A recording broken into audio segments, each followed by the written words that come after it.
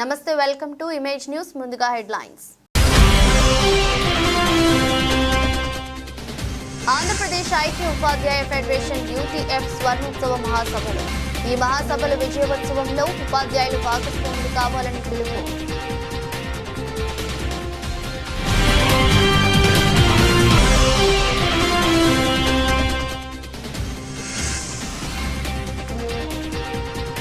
రేపటి నుండి ప్రభుత్వ జూనియర్ కళాశాలలో శ్రీమతి డొక్క సీతమ్మ మధ్యాహ్న భోజన పథకం ప్రారంభం.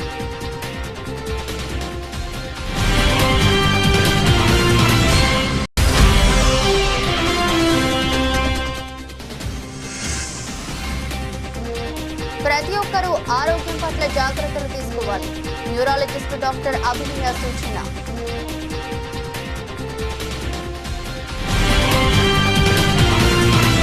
ఆంధ్రప్రదేశ్ ఐక్య ఉపాధ్యాయ ఫెడరేషన్ యూటీఎఫ్ స్వర్ణోత్సవ మహాసభలు కాకినాడ నగరంలో పిఆర్ డిగ్రీ కళాశాల ప్రాంగణంలో జరుగుతున్నాయని యూటీఎఫ్ రాష్ట్ర అధ్యక్షుడు ఎన్ వెంకటేశ్వర్లు తెలిపారు. కాకినాడ జిల్లా యూటీఎఫ్ జిల్లా కార్యాలయంలో శుక్రవారం ఉదయం ఆయన మీడియా సమావేశంలో మాట్లాడుతూ ప్రభుత్వ విద్యారంగం ద్వారానే సమాజంలో సమానత్వ భావనను అభివృద్ధి చేయగలమని తెలిపారు. ఈ మహాసభలు విజయవంతంలో ఉపాధ్యాయులు భాగస్వాములు కావాలని కోరారు.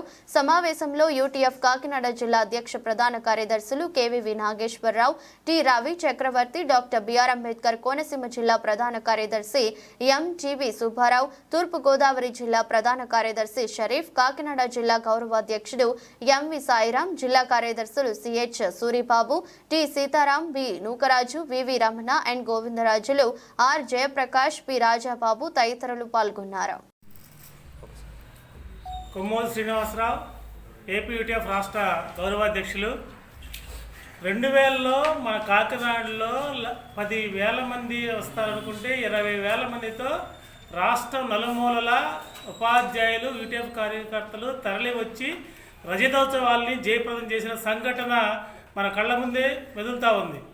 అదే క్రమంలో మరొక 25 సంవత్సరాలు దాటిన తర్వాత ఐక్యోపాధ్యాయ ఫెడరేషన్ స్థాపించి 50 సంవత్సరాలు అయినటువంటి సందర్భంలో స్వర్ణోత్సవాలు ఈ కాకినాడ పట్టణంలో జరుపుకోవాలని చెప్పి రాష్ట్ర యూటీఎఫ్ నాయకులు, కార్యకర్తలు, సభ్యులు అందరూ కోరుకున్నారు. ఆ విధంగా ఇక్కడ ఏర్పాట్లు కూడా బాగా చురుగ్గా జరిగాయి. ఈరోజు 10,000 మంది సభ్యులు ఉన్నటువంటి ఐక్యోపాధ్యాయ ఫెడరేషన్ 1,20,000 సభ్యత్వానికి వచ్చి అగ్రభాగంగా ఈ రాష్ట్రంలో ఒక మంచి సంఘంగా ఈరోజు ఏపీ యూటీఎఫ్ ఉంది. ఈరోజు రాష్ట్ర వ్యాప్తంగా మా అధ్యక్షులు వారు చెప్పినట్టు ఈరోజు ఏవైతే యూటీఎఫ్ లక్ష్యాలు ఉన్నాయి, విద్యారంగాన్ని కాపాడుకోవటం, అలాగే రాజ్యాంగాన్ని కాపాడుకోవడంతో పాటు ఉపాధ్యాయ హక్కులు కాపాడుకోవటం కూడా మా లక్ష్యం. ఈ లక్ష్యానికి అనుగుణంగా ఈ 50 సంవత్సరాలు మేము పనిచేసాం. ఈరోజు ఈ స్వర్ణోత్సవాల సందర్భంగా మరిన్ని లక్ష్యాలతో ముందుకెళ్దామని అనుకుంటున్నాం. మరి రేపు 5, 6, 7, 8 తేదీల్లో రాష్ట్ర వ్యాప్తంగా కార్యకర్తలు తరలి వస్తూ ఉన్నారు. వాళ్ళకి అన్ని ఏర్పాట్లు ఈ ఉమ్మడి కాకినాడ జిల్లా కార్యకర్తలు, బాధ్యులు అన్ని ఏర్పాట్లు చేశారు. అకామిడేషన్ ఏర్పాటు చేశారు, అట్లాగే అన్ని వసతులు ఏర్పాటు చేశారు. అయితే ఈ సౌకర్యాన్ని, ఈ మహాసభల్ని ఉపయోగించుకొని వేలాది మంది యూటీఎఫ్ కార్యకర్తలు, ఉపాధ్యాయులు తరలి రావాలని చెప్పి పత్రికాముఖంగా మేము కోరుతా ఉన్నాం. అలాగే ఇంటలెక్చువల్ విద్యారంగ ప్రముఖులు, సాహిత్య రంగ ప్రముఖులు, అనేక రంగ ప్రముఖులు వస్తున్నారు కాబట్టి వాళ్ళ ఉపన్యాసాలు, వాళ్ళు చెప్పే మాటలు విని ఉత్తేజ పొంది మరొక 50 సంవత్సరాల ఐక్యోపాధ్యాయ ఫెడరేషన్ని ముందుకు తీసుకెళ్ళడానికి ఈ స్వర్ణోత్సవ మహాసభలు ఉపయోగపడతాయని చెప్పి మేము భావిస్తా ఉన్నాం. అందుకని ఈరోజు ఇక్కడ ఈ సభలు ఏర్పాటు చేస్తున్నాం. రాష్ట్ర వ్యాప్తంగా ఉండే యూటీఎఫ్ సభ్యులు, కార్యకర్తలు అందరూ మహాసభకు తరలి రావాలని చెప్పి మీ ద్వారా మేము కోరుతా ఉన్నాం. ఎన్ వెంకటేశ్వర్లు, యూటీఎఫ్ రాష్ట్ర అధ్యక్షులు. ఆంధ్రప్రదేశ్ ఐక్యోపాధ్యాయ ఫెడరేషన్ ఉమ్మడి తూర్పుగోదావరి జిల్లాలో 1974 ఆగస్టు 10న ఏర్పడింది.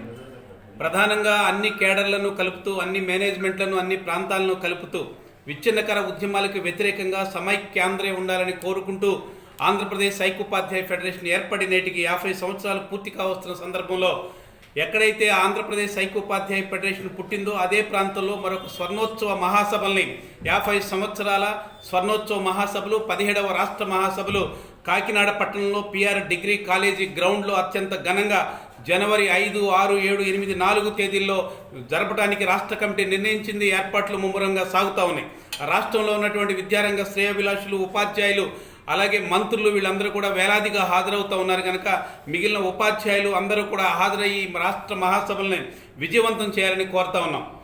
1974లో ఏర్పడిన తర్వాత ఉపాధ్యాయుల సంక్షేమం, విద్యారంగం, వికాసం లక్ష్యాలుగా కులం, మతం, ప్రాంతం, భాష, రంగు, లింగ వివక్షత లేని సమాజం, సమసమాజ స్థాపన లక్ష్యంగా ఆంధ్రప్రదేశ్ ఐక్యోపాధ్యాయ ఫెడరేషన్ స్థాపించి 50 సంవత్సరాల కాలంలో ఉపాధ్యాయుల యొక్క సంక్షేమానికి సంబంధించి రీగ్రూపింగ్ స్కేల్ కానీ, ఆటోమేటిక్ అడ్వాన్స్మెంట్ స్కేల్కి సాధించడంలో కానీ, అలాగే బదిలీలకు సంబంధించి కౌన్సిలింగ్ విధానాన్ని, అప్రెంటిస్ విధానం రద్దుకు సంబంధించినటువంటి మిలిటెన్సీ పోరాటాలు చేశాం.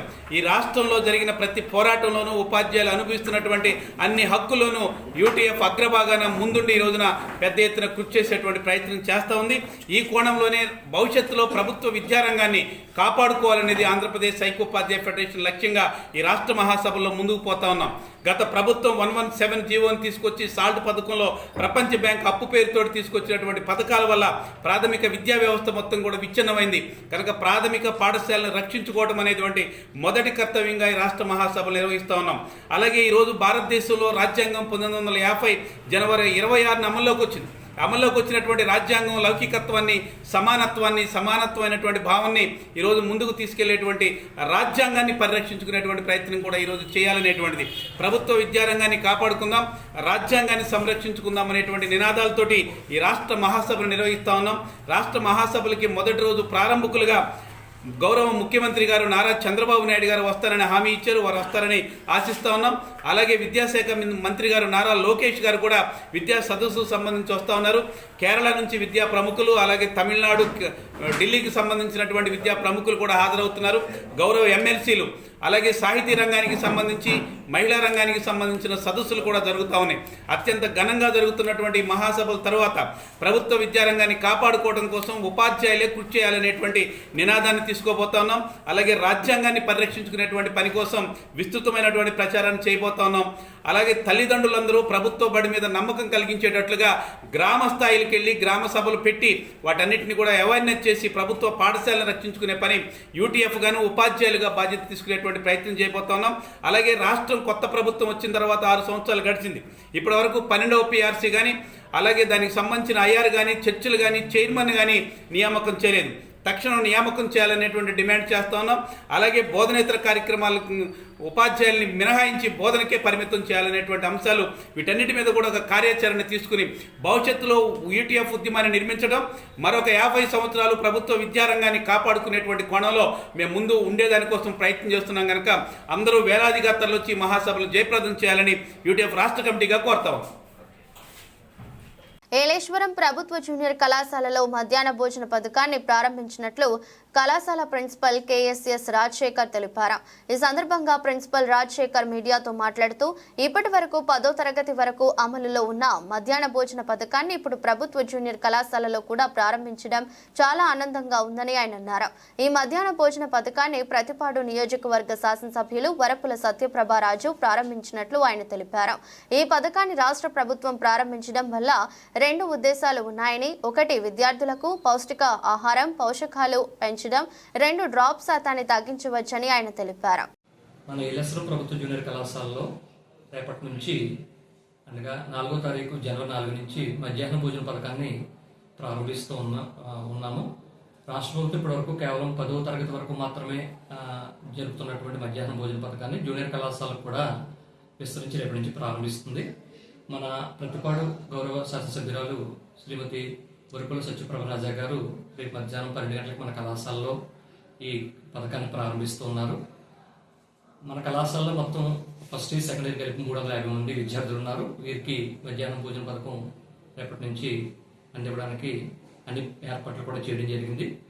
మనకి ప్రస్తుతం నియర్ బై గవర్నమెంట్ హై స్కూల్లోనే కిచెన్లో ఇది వండి మనం ఇక్కడికి తీసుకొచ్చి ఇవ్వడం జరుగుతుంది. దీనికి సరిపడా పాత్రలన్నీ కూడా, ఇతర సదుపాయాలన్నీ కూడా, పిల్లలకు సంబంధించినటువంటి ప్లేట్లు, గ్లాసులు అన్నీ కూడా మనం ఏర్పాటు చేసి ఉన్నాము. పిల్లలకు త్రాగడానికి అవసరమైనటువంటి 2 RO ప్యూరిఫైర్లు ఉన్నాయి. వాటిని కూడా అందుబాటులోకి, ఒక రిపేర్ ఉంటే అది కూడా మనం బాగు చేసి అందుబాటులోకి తీసుకుని వచ్చాము. అదేవిధంగా భోంచేసిన తర్వాత అవసరమైనటువంటి హ్యాండ్ వాష్ బేసిన్లు కూడా కొత్తగా కట్టించడం జరిగింది. కాబట్టి ముఖ్యంగా ఈ మధ్యాహ్న భోజన పథకాన్ని ప్రభుత్వం ప్రారంభించడం వెనక 2 ఉద్దేశాలు ఏంటంటే, ఒకటి పోషక విలువలు పెంచడము, రెండోది డ్రాప్ అవుట్ శాతాన్ని తగ్గించడము. తద్వారా ఉత్తీర్ణత శాతం పెంచడానికి ప్రభుత్వం దీన్ని ఖర్చు అయినప్పటికీ కూడా స్కూల్కి అందించేటువంటి పథకాన్ని మన కళాశాలకు కూడా అందిస్తూ ఉన్నది రేపటి నుంచి. కాబట్టి దీనిని విద్యార్థులు, తల్లిదండ్రులు కూడా దీని యొక్క ఉద్దేశాన్ని అర్థం చేసుకుని పిల్లల్ని క్రమం తప్పకుండా కళాశాలకు పంపించి ఉత్తీర్ణత శాతం పెంచడానికి, తద్వారా రాష్ట్ర ప్రభుత్వం చేపట్టినటువంటి పథకానికి పూర్తి స్థాయిలో సహాయ సహకారాలు అందించాలని చెప్పేసి మా తరఫున కోరుకుంటున్నాం. ప్రతి ఒక్కరూ ఆరోగ్యం పట్ల జాగ్రత్తలు తీసుకోవాలని, వ్యాధి రాకముందే నివారించుకోగలగాలని న్యూరాలజిస్ట్ డాక్టర్ అభినయ తెలిపారు. నెల్లూరు జిల్లా ఆత్మకూరు పట్టణంలోని శ్రీ వెంకటేశ్వర వైద్యశాలలో తలనొప్పికి సంబంధించిన అంశంపై అవగాహన సదస్సును ఏర్పాటు చేశారు. ఈ సందర్భంగా డాక్టర్ అభినయ రెడ్డి మాట్లాడుతూ, వ్యాధి వచ్చిన తర్వాత మందులు వాడి నయం చేసుకోవడం కన్నా వ్యాధి రాకముందే నివారించుకోగలమని తెలియజేశారు. తలనొప్పి ప్రతి ఒక్కరిని బాధించి ఉంటుందని, తలనొప్పి అనేది 2 విధాలుగా ఉంటుందని, ప్రమాదపరితమైన తలనొప్పిని ముందుగానే గుర్తించి ప్రాథమిక దశలోనే నివారించుకోగలమని తెలియజేశారు. శ్రీ వెంకటేశ్వర హాస్పిటల్ అధినేత డాక్టర్ వెంకటేశ్వర్లు మాట్లాడుతూ, తన 35 సంవత్సరాల డాక్టర్ జీవితంలో గ్రామీణ ప్రజలకు తగ్గట్టు వివరించి వైద్యం చేయడం న్యూరాలజిస్ట్ డాక్టర్ అభినయ రెడ్డికి సాధ్యమవుతుందని, ప్రతి నెల మొదటి శుక్రవారం న్యూరాలజీ డాక్టర్ అభినయ శ్రీ వెంకటేశ్వర వైద్యశాలలో అందుబాటులో ఉంటారని, ప్రతి ఒక్కరూ డాక్టర్ అమ్మ సేవలను సద్వినియోగం చేసుకోవాలని తెలిపారు.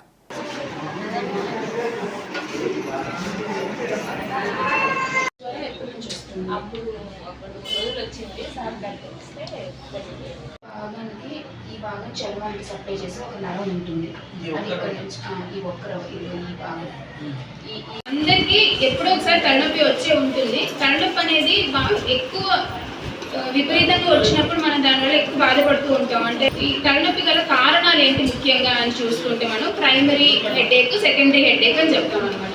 ప్రైమరీ హెడేక్ అంటే మనకి తల స్కాన్ చేసిన రక్త టెన్షన్ టైప్ హెడేక్ ఇవి ఉంటాయి. సెకండరీ హెడేక్ అంటే మనకి ఏదైనా మెదడులో ఇన్ఫెక్షన్స్ రావడము, మెదడులో కణికలు అంటే గడ్డలు ఉండడము, లేదు రక్తం గడ్డగట్టడము, రక్తస్రావం అవ్వడము, ఇట్లాంటి కారణాల వల్ల వచ్చేవన్నీ సెకండరీ హెడేక్స్ అనమాట. కొంచెం డేంజరస్ అనమాట. ట్రీట్మెంట్ ఇమీడియట్గా ఇవ్వాల్సి వస్తుంది. అదే ప్రైమరీ హెడేక్ అంటే డేంజరస్ కాదు, కానీ తలనొప్పి వల్ల వచ్చే ఇబ్బందులు అవన్నీ ఇబ్బందికరంగా ఉంటాయి. మామూలుగా ఒక 10 మందిలో ప్రతి 10 మందిలో ఒకరికి మైగ్రేన్ తలనొప్పి అనేది వస్తూ ఉంటుంది. మామూలుగా మనకి డ్యూరేషన్ అంటే ఎంతసేపు మైగ్రేన్ తలనొప్పి వస్తుంది అంటే 4 గంటల నుంచి 72 గంటల వరకు రావచ్చు.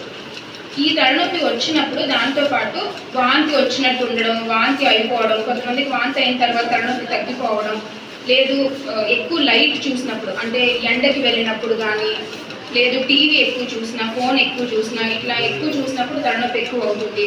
ఇప్పుడు కంటిన్యూస్గా 2-3 రోజులు అలాగే తలనొప్పి ఉండడం, అట్లా ఏమైనా క్యారెక్టర్ మారడం అంటారు అనమాట. అట్లా ఏమైనా క్యారెక్టర్ మారితే కంపల్సరీ వచ్చి చూపించుకోవాలి.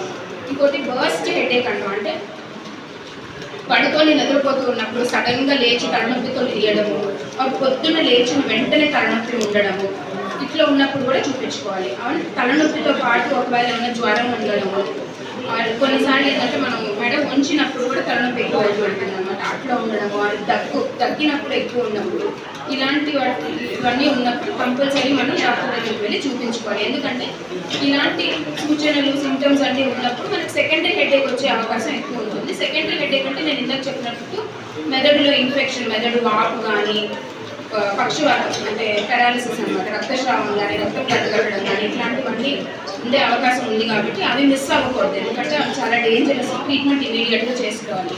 సో ఇలాంటి లక్షణాలన్నీ ఉన్నప్పుడు కంపల్సరీగా డాక్టర్ దగ్గరికి వెళ్ళి చూపించుకోవాలి. ఒక మాట మాట్లాడాలనుకున్నాను. నేను నా 35 ఏళ్ళ సర్వీస్లో డాక్టర్ చాలామంది వచ్చారు చస్తలేడుగా, కానీ రూరల్కి అంటే మన విలేజ్ నుంచి వచ్చే వరకు ఎటువంటి ట్రీట్మెంట్ కావాలా, అటువంటి వాళ్ళకి మన డాక్టర్ మొత్తాన్ని చూడగలిగి 35 ఏళ్ళ సర్వీస్ కాబట్టి చెప్పినట్లు సూచన పాటిస్తూ. నమస్తే అండి, నేను డాక్టర్ అభినయ, కిమ్స్ హాస్పిటల్లో న్యూరాలజిస్ట్గా చేస్తూ ఉన్నాను. ఇవాళ ఆత్మకూరు క్యాంప్కి రావడం జరిగింది. క్యాంప్కి రావడం గల ముఖ్య ఉద్దేశం ఏంటి అని అంటే, చాలా నరాలకు సంబంధించిన చాలా సమస్యలు మనం నివారించగలిగిన సమస్యలు అయి ఉంటాయి. ఇప్పుడు పక్షవాతం, ఉదాహరణకు పక్షవాతం కానీ, ఫిట్స్ కానీ ఇట్లాంటివన్నీ మనం చిన్న చిన్న ఒక్క టాబ్లెట్ వేసుకోవడం వల్ల కూడా చాలా సమస్యలు నివారించగలుగుతాం అన్నమాట. అలాంటివి అవేర్నెస్ కల్పించడమే మన ముఖ్య ఉద్దేశం. క్యాంప్కి రావడం గల ముఖ్య ఉద్దేశం అది. మెయిన్గా మనం నివారించగలడం, అంటే prevention is better than cure అంటాం అనమాట. ఒకసారి జబ్బు వచ్చేసిన తర్వాత ట్రీట్మెంట్ మనం ఎవరైనా ఇస్తారు, కానీ ఆ జబ్బు అనేది రాకుండా ఉండడానికి నివారించడమే మన యొక్క ముఖ్య ఉద్దేశం. ఈరోజు మనం అవేర్నెస్ టాక్ సందర్భంగా తలనొప్పి గురించి కొన్ని విషయాలు చెప్పడం జరిగింది. తలనొప్పి అనేది మనకు చాలా సాధారణంగా డే టు డే చూస్తూ ఉంటాము. అట్లాంటిది అసలు తలనొప్పికి గల కారణాలు ఏంటి, తలనొప్పి వచ్చినప్పుడు ఎలాంటి తలనొప్పి వచ్చినప్పుడు డాక్టర్ని కంపల్సరీగా కలవాలి అండ్ టెస్ట్ ఎప్పుడు చేసుకోవాలి అండ్ దానికి సంబంధించిన ట్రీట్మెంట్ ఎలా ఉంటుంది, ఇవన్నీ ఇప్పుడు వివరించడం జరిగింది. నేను ఆత్మకూరుకి ప్రతి నెల మొదటి శుక్రవారం వస్తాను. మా సిబ్బంది ద్వారా మీరు కాంటాక్ట్ అయ్యి అపాయింట్మెంట్స్ తీసుకొని మా సేవల్ని మీరు వినియోగించాలని కోరుకుంటున్నాను. భారతీయ స్త్రీవాదానికి తల్లి సావిత్రిబాయి పులే జయంతి సందర్భంగా జనసేన పార్టీ తరఫున ఘన నివాళులర్పిస్తూ వివక్ష అసమానతలను తొలగించేందుకు వారు చేసిన అవిశ్రాంత కృషిని ఆచరణలో పెట్టేందుకు ప్రయత్నిద్దాం. కిషోర్ గునుకుల, జనసేన మీరు ఒక పురుషునికి విద్యను అందిస్తే మీరు ఒక వ్యక్తికి విద్యను అందిస్తారు, కానీ మీరు ఒక స్త్రీకి విద్యను అందిస్తే మీరు మొత్తం కుటుంబానికి మరియు చివరికి ఒక దేశానికి విద్యను అందిస్తారంటూ అలుపెరగని పోరాటం చేసిన కీర్తిశేషులు సావిత్రిబాయి పులే జయంతి సందర్భంగా నెల్లూరు సిటీ మినీ బైపాస్ నందుగల జ్యోతిరావు పులే మరియు సావిత్రిబాయి పులే విగ్రహాలకు జనసేన నాయకులు మాలలు వేసి ఘన నివాళులర్పించారు. లింగ ఆధారిత వివక్షకు రూపుమాపేందుకు బాల్య వివాహాల నిర్మూలనకు, వితంతు పునర్వివాహాలకు, అంటరానితనం నిర్మూలించేందుకు ముఖ్యంగా స్త్రీలు విద్యను అభ్యసించాల్సిన అవసరమని ఆవశ్యకతను గూర్చి విస్తృత ప్రచారం చేశారు. సావిత్రిబాయి పులే గొప్ప సంఘ సంస్కర్త. జ్యోతిరావు పులే వివాహానంతరం సాగిన వారి ప్రయాణం స్త్రీలు బయటకు రావాలంటే భయపడే రోజుల్లోనే స్త్రీలకు విద్య నేర్పించాలని దృఢ సంకల్పంతో బాలికలకు మొట్టమొదటిగా స్కూల్ ఏర్పాటు చేయడమే కాక భారతదేశం మొదటి మహిళా టీచర్గా, ఆధునిక విద్యకు తల్లిగా సావిత్రిబాయి పులే గుర్తించిపోయారని తెలిపారు. భారతీయ స్త్రీవాదానికి తల్లిగా, ఆధునిక భారతీయ విద్యకు మాతృమూర్తిగా పేరుగాంచిన సంఘ సంస్కర్త సావిత్రిబాయి పూలే గారి జయంతి సందర్భంగా ఈరోజు జనసేన పార్టీ తరపున నాయకులందరం కలిసి ఘన నివాళులర్పించాం. బాల్య వివాహాలు నిర్మూలించడంలో, వితంతు పునర్వివాహాలను ప్రోత్సహించడంలో కాకుండా సమాజంలో లింగ పేరిట జరుగుతున్న వివక్షను, కులం పేరిట జరుగుతున్న అసమానతలను మార్చడానికి అనంతమైన సేవ చేశారు. స్త్రీ విద్యను అభ్యసిస్తే కుటుంబం మొత్తం కూడా ఎడ్యుకేట్ అవుతుంది, అదేవిధంగా సమాజం విద్యావంతులు అవుతుంది, అట్లాగే భారతదేశం కూడా విద్యావంతులు అవుతుందని చెప్పి ఆమె చెప్పిన మాటలు చూస్తుంటే మా నాయకుడు పవన్ కళ్యాణ్ గారు గుర్తొస్తున్నారు. సంపాదన ఎంత వస్తుందనేది ముఖ్యం కాకుండా వచ్చిన సంపాదనతో ఇంటిల్లిపాది చక్కదిద్దగల మహిళలు రాజకీయ ప్రవేశం చేయాలని నరేంద్ర మోడీ గారు కూడా ఈరోజు 33% మహిళా రిజర్వేషన్లు ఇచ్చి దేశ రాజకీయాల్లోకి మహిళల ఆవశ్యకతను కూడా తెలియజేశారు. ఈ రోజున జిల్లాలో చూసినట్లయితే నెల్లూరులో మొట్టమొదటి మహిళా ఎమ్మెల్యే వేమిరెడ్డి ప్రశాంతి గారు కానీ, మున్సిపల్ శాఖ మంత్రులు శ్రీ పొంగూరు నారాయణ గారి సతీమణి శ్రీ రమాదేవి గారు అయితేమి ప్రజలతో మమైకమవుతూ మహిళా సాధికారత అంటే ఇది అని చూపిస్తూ ముందుకు నడుస్తున్న తరుణంలో అంతరిక్షంలోకి మహిళ కూడా వెళ్ళే పరిస్థితి ఉన్న ఈ రోజుల్లో కూడా నెల్లూరు సిటీ ప్రాంతంలో కూడా ఇంకా బాల్య వివాహాలు జరుగుతున్నాయి. 13 సంవత్సరాలకే తల్లిగా, 27 సంవత్సరాలకే అమ్మమ్మలుగా మానసికంగా, శారీరకంగా దృఢత్వాన్ని కోల్పోయి వ్యాధుల బారిన పడుతూ ఉన్నారు. వీరందరి స్ఫూర్తితో రాష్ట్ర రాజకీయాల్లో 33% మహిళా సాధికారతను ముందుకు తీసుకెళ్తూ మా మహిళా నాయకుల సమక్షంలో బాల్య వివాహాలని అరికట్టే విధంగా ప్రతి కుటుంబంలో బాల్య వివాహాలు జరగకుండా తమ చుట్టు పరిధిలో ఎక్కడైనా జరిగితే దాన్ని చట్టపరిధిలోకి తీసుకువచ్చే విధంగా అందరూ ప్రమాణాలు చేయాలని కోరుకుంటూ మహిళా సాధికారకతకు జనసేన పార్టీ మొత్తం కృషి చేస్తామని తెలియజేస్తున్నాను. జై జనసేన, జై హింద్.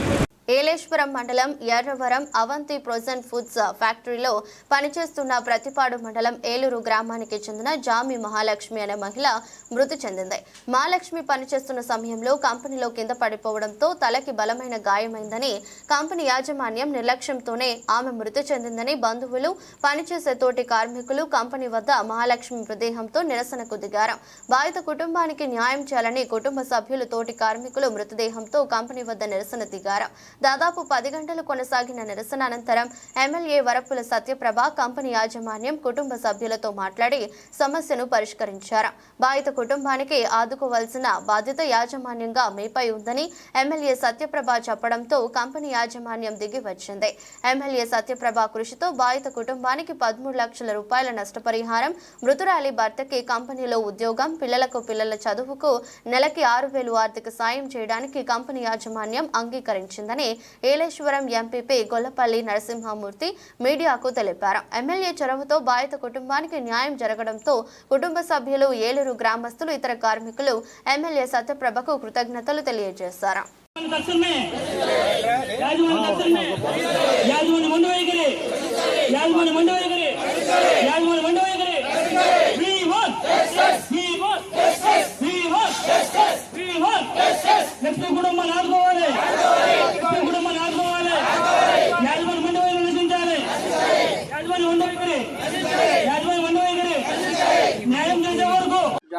మహాలక్ష్మి అనే చిన్నవేలూరు అమ్మాయి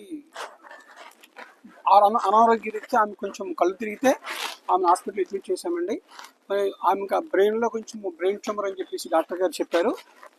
అది మేము ఫస్ట్ జగ్గంపేట పంపించాము. అక్కడి నుండి మళ్ళీ డాక్టర్ గారు సూచన మేరకు రాజమండ్రి తీసుకెళ్ళి ప్రైవేట్ హాస్పిటల్లో అత్యుత్తమ ట్రీట్మెంట్ ఇచ్చాము. అయినా ఆ బ్రెయిన్లో వచ్చిన ట్యూమర్ అది చాలా ఎక్కువ మందిలో వాళ్ళకి వస్తుందంటే డాక్టర్ గారు చెప్పారు. ఆ ట్యూమర్ వల్ల ఆమె చనిపోవడం జరిగింది. అయినా ఆమెకి 2 పిల్లలు ఉన్నారు, భర్త ఉన్నారు. వాళ్ళకి సచివాలయ మన గౌరవ శాస్త్రజ్ఞ గారు, బుద్ధి గారు, సచివ గారు వచ్చారు. ఆ సమక్షంలో, పెద్దల సమక్షంలో మాట్లాడాము. ఆ కుటుంబానికి ఒక 10 లక్షలు సాయం చేస్తూ ఆ ఈఎస్ఐ నుండి పిఎఫ్ నుండి కావాల్సిన ఒక దగ్గర 2.5-3 లక్షల వరకు మేము ఇస్తామని చెప్పన్నాము. అలాగే మా కంపెనీలో ఆయనకు కావాల్సిన ఉద్యోగం ఏదైనా ఆయన చేయగలిగింది, రైతు ప్రభుత్వం నుండి వచ్చినాం కాబట్టి ఏమైనా ఆయనకి సరిపడిన ఉద్యోగం ఏమైనా ఇస్తామని చెప్పామండి. ఆయన చేయగలిగిన ఉద్యోగం గార్డెన్లోనే ఎక్కడైనా ఇచ్చేస్తామండి. సార్, కంపెనీకి సంబంధించి కనీస సౌకర్యాలు కూడా లేవు, అంబులెన్స్ లేదు, డాక్టర్ లేరు అని అంటున్నారు. ఏమండి, మా కంపెనీలో ఈ కంపెనీలో మాకు స్పెసిఫైడ్ సెపరేట్ అంబులెన్స్ ఉందండి, డాక్టర్ ఉన్నారు, మన ఇక్కడ నుండి నర్స్ వస్తున్నారు, అంబులెన్స్ నెంబర్ ఉందండి. అంబులెన్స్ ఎక్కడ నుంచి చూడండి, అంబులెన్స్ అక్కడ ఉందండి, అంబులెన్స్ ఉందండి. లేదా కంపెనీలో అంబులెన్స్ ఉందండి, మాకు 2 అంబులెన్స్ ఉన్నాయండి. ఇక్కడ 3 అంబులెన్స్ ఉన్నాయండి. ఇక్కడ ఒక అంబులెన్స్ ఉంది, కృష్ణాపురంలో అంబులెన్స్ ఉంది, మా గోపాలపురంలో 3 అంబులెన్స్ అక్కడ ఉన్నాయండి. అంబులెన్స్ కంపెనీలో మరి కంపెనీ నిర్లక్ష్యం అని చెప్తా ఉన్నారు. కంపెనీ నిర్లక్ష్యం వల్ల ప్రమాదం కాదు, నిర్లక్ష్యం వల్లే పడిపోయి హాస్పిటల్లో వైద్యం చేసుకుని మరి ఏలూరు గ్రామస్తురాలు జామి మహాలక్ష్మి గారు మరి వైద్యం చేస్తూ నిన్ననే కాలం చేశారు. మరి కాలం చేసిన పిదప యాజమాన్యాన్ని వారు మరి మాట్లాడడం జరిగితే మాకు సంబంధం లేదన్నట్టుగా నిర్లక్ష్య ధోరణితో మాట్లాడారని చెప్పి మరి చెప్పడంతో మరి గ్రామస్తులు సర్పంచ్ గారి నాయకత్వంలో ఈ గేటు ముందు వచ్చి నిరసన తెలియజేసే కార్యక్రమాన్ని రాత్రి చలిలో కూడా మరి ఉంటూ నిరసన తెలియజేసిన పిదప రోజు ఎమ్మెల్యే గారికి ఇవాళ ఎర్లీ మార్నింగ్ ఎమ్మెల్యే గారు వెళ్ళడం, ఎమ్మెల్యే గారు విచారించి ఇమీడియట్గా దాని మీద చర్యలు తీసుకోండి అని చెప్పి మరి స్థానిక సర్పంచ్ గారిని, ఇక్కడ ఎర్రవరం బస్సా ప్రసాద్ గారు, స్థానిక నాయకులందరికీ కూడా మరి విషయం తెలియజేస్తే వారంతా కూడా ఇవాళ ఎమ్మెల్యే గారి సమక్షంలో కంపెనీ ప్రజలను కూడా రప్పించి మరి బాధిత కుటుంబానికి న్యాయం చేయాలి, ఆ బాధిత కుటుంబానికి మరి న్యాయం చేయాలని చెప్పి మీరు నిర్లక్ష్యంగా ఉన్నారని చెప్పి కంపెనీని కూడా హెచ్చరించడం, దాని ద్వారా ఆ కుటుంబానికి 13 లక్షల రూపాయలు ఇవ్వడానికి, ఆ భర్తకి ఉద్యోగం ఇవ్వడానికి, పిల్లలకి పెన్షన్ ఇవ్వడానికి కార్యక్రమాన్ని గౌరవ ఎమ్మెల్యే వరపుల సత్యప్రభరాజు గారి కృషితో మరి జరిగినందుకు సంతోషిస్తూ ఆ కార్యక్రమాన్ని పెద్దలకి, కుటుంబ సభ్యులందరికీ కూడా తెలియజేయమని చెప్పి గౌరవ ఎమ్మెల్యే గారి ఆదేశం మేరకు మీ అందరికీ కూడా తెలియజేస్తా ఉన్నాం. కాకినాడ జిల్లా కిర్లంపూడి గ్రామ శివారులో వేంచేసి ఉన్న వరదుర్గ అమ్మవారి ఆలయంలో ప్రతి శుక్రవారం అన్నదాన కార్యక్రమం జరపబడుతుంది.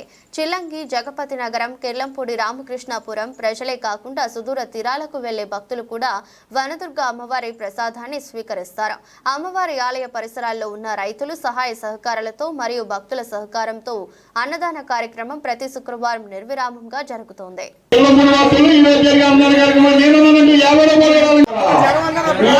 పిఠాపురం టౌన్ స్థానిక ఎంఆర్ఓ ఆఫీస్ ఎదురుగా నిరసన దీక్షను చేపట్టడం జరిగింది. ఈ కార్యక్రమానికి డాక్టర్ సూర్యనారాయణ అధ్యక్షత వహించడం జరిగింది. ఆయన మాట్లాడుతూ ఒక్క రోజులో 200 కోట్ల రూపాయలు మద్యం తాగితే ఆంధ్రప్రదేశ్లో ఆరోగ్యం సాధ్యమా, మహిళా సాధికారత సాధ్యమా అని ప్రశ్నించారు. ఈ మద్యానికి దూరం చేయడానికి రాష్ట్ర ప్రభుత్వం కృషి చేయాలని అన్నారు. ముఖ్య అతిథులుగా డాక్టర్ పిఎన్ రాజు మాట్లాడుతూ పాము తన యొక్క చర్మాన్ని విడిచిపెడుతుంది, కానీ విషాన్ని విడిచిపెట్టలేనట్లుగా కొత్త సంవత్సరంలో కొత్త వస్త్రాలు ధరిస్తున్నారు, కానీ మద్యాన్ని విడిచిపెట్టలేకపోతున్నారని అన్నారు. ప్రతి ఒక్కరూ ఆరోగ్యంగా ఉండాలన్నా, కుటుంబాలు బాగుండాలన్నా ఖచ్చితంగా మద్యానికి దూరంగా ఉండాలని అన్నారు. పిఠాపురం రాజా కుమారుడు నాయన్ బాబు మాట్లాడుతూ మద్యం చాలా ఇబ్బంది కలిగి చేస్తుందని, ప్రతి ఒక్కరూ దాని గురించి దూరంగా ఉండాలని తెలిపారు.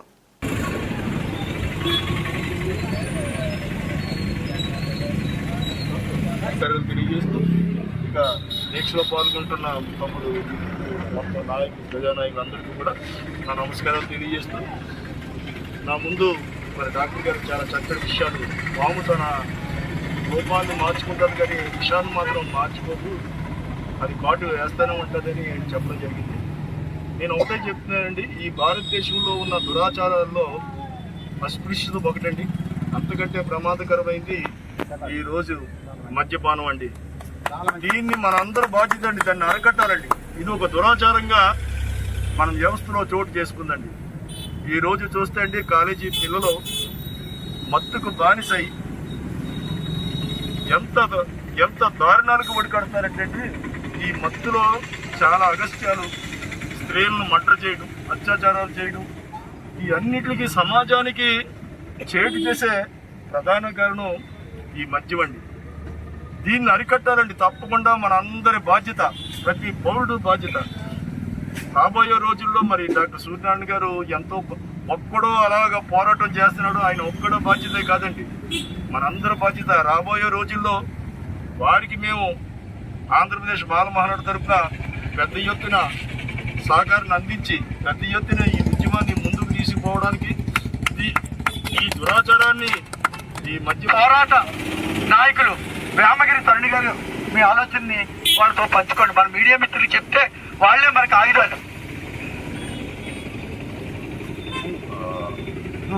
ఈ మీడియా మిత్రుల ద్వారా మరి మన ఆంధ్రప్రదేశ్లో ఉన్నటువంటి పరిపాలించేటువంటి నాయకులకు మేము తెలియజేసేది ఏంటంటే, ఆరోగ్యమే మహాభాగ్యం.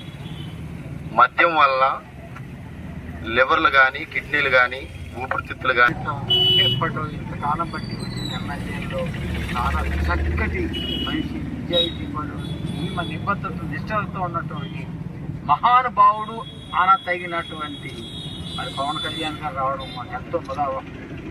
అందుకే ఆయన వచ్చిన తర్వాత పేపర్లో గొప్ప ఆర్టికల్ రాశారు. అది మనం ఆనందించాలో దుఃఖపడాలో నాకు అర్థం కావట్లేదు. మనం ఎటువైపు ప్రయాణిస్తున్నామో తెలియదు. ఒక చిన్న ఎగ్జాంపుల్ చెప్తాను. పాము ఎప్పుడు తన కుబుసం వదిలిపెడుతుంది అంటే తనలో ఉన్న పాత గుణం వదిలిపెట్టి కొత్త గుణంతో వస్తుంది, కొత్త చర్మంతో వస్తుంది.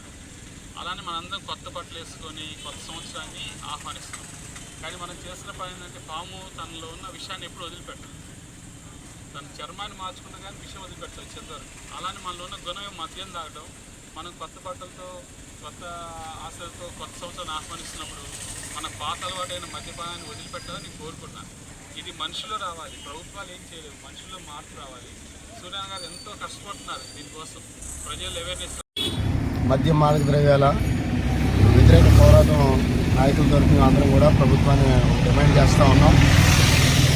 గతంలో స్వర్గీయ మరి ఎన్టీ రామారావు గారు స్త్రీల కన్నీళ్లను చూసి వారికి చలించిపోయి ఆంధ్రప్రదేశ్ వ్యాప్తంగా మద్యపాన నిషేధం చేసి ఒక గొప్ప ముఖ్యమంత్రి వర్యులుగా మరి వారు చేసినటువంటి గంటను మేము చాలా ఈ సమయంలో మరి స్మరించుకుంటూ ఉన్నాం. ఈ 31st నైట్ ఒక్క రోజు మాత్రంలోనే 200 కోట్లు మద్యాన్ని మరి అమ్మించి ఏదో ఘనత చేసినట్లుగా మరి చెప్పుకోవడం చాలా దురదృష్టకరం. మరి మద్యాన్ని ఆదాయ వనరుగా చూడొద్దని, మీరు ప్రజలను మరి పరిపాలిస్తారా, తాగిస్తారా అనేది ఒక్కసారి ఆలోచించుకుని దేశ సంపద అయినటువంటి యువతను రక్షించుకోవాల్సినటువంటి బాధ్యత మన అందరి మీద ఉందని మేమందరం కూడా ఈ మద్యపాన వ్యతిరేక పోరాటం తరపున ఈ ప్రభుత్వానికి మేము తెలియజేస్తా ఉన్నాం. వార్తలు ముగించే ముందు మరోసారి హెడ్లైన్స్. ఆంధ్రప్రదేశ్ ఐక్య ఉపాధ్యాయ ఫెడరేషన్ యూటీఎఫ్ స్వర్ణోత్సవ మహాసభలు. ఈ మహాసభల విజయోత్సవంలో ఉపాధ్యాయులు భాగస్వాములు కావాలని పిలుపు.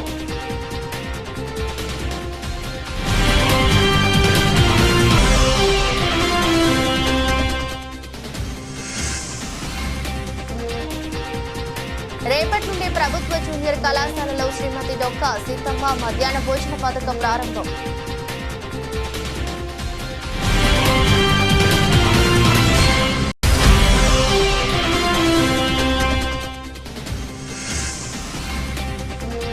ప్రతి ఒక్కరూ ఆరోగ్యం పట్ల జాగ్రత్తలు తీసుకోవాలి.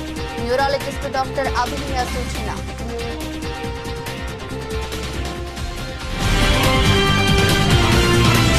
ఇది బులెటిన్. మరో బులెటిన్లో మళ్ళీ కలుద్దాం. అంతవరకు సెలవు. నమస్కారం.